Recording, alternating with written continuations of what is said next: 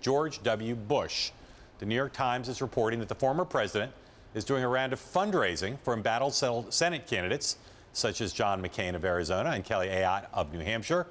Margaret, with reports from Republicans, we're hearing that Trump's polling freefall is having a deleterious effect on the political health of down ballot candidates, including a lot of Senate candidates.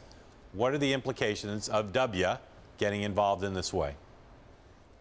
It's really interesting. Sort of on one very basic level, it's great for George W. Bush because he spent a fair amount of time in exile, kind of partly of his own doing, waiting for his legacy and reputation to settle in a better way than when he left office. And this is really allowing him to come in and potentially avenge, what happened to his brother Jeb, and solidify a name for himself if, in fact, he's able to help these Republicans who are in trouble.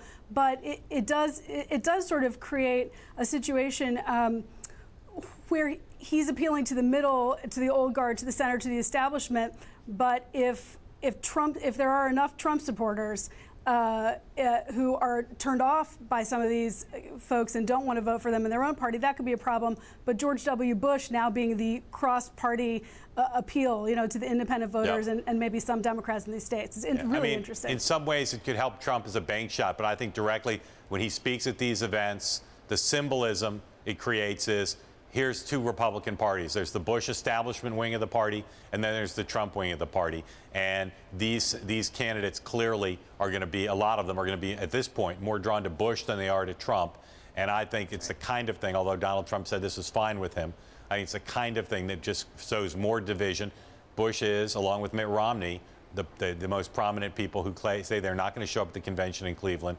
And I don't think that division is good for the party, but it does get one of their best fundraisers back on the field. It does take some pressure off of Trump to have to worry about maybe trying to raise money for these Senate candidates, because they're all, given the political situation going on right now, they're all desperate to raise as much as they can. And Bush, because of supply and demand, he's been off the field for so long, he's still got a pretty strong network in all these states where he's trying to help these candidates. And Bush isn't Trump is not dying to raise money for himself. I mean, even so, it really, to that extent, it does, but it does further these divisions also. Yeah.